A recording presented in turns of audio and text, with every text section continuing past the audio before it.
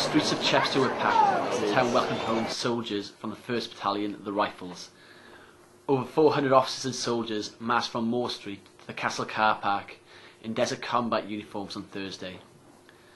Townspeople waved Union Jack flags, paying tribute to the men and women who have recently returned from an 8-month tour of Afghanistan.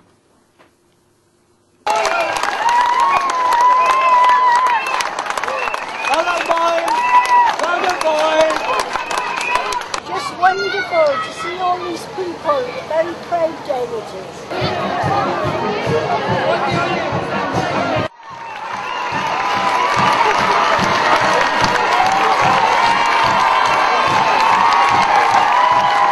I think people in Chepstow were absolutely delighted to be able to show their support for the armed forces, for their courage and the sacrifice and for all that they do on our behalf. And as you can see from the turnout today, everyone in the area wanted to come out and show their gratitude, and rightly so.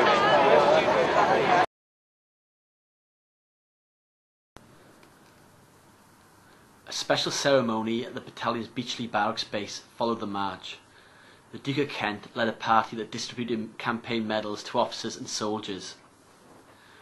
The battalion lost 8 soldiers in Afghanistan, with relatives of these men collecting medals on their behalf.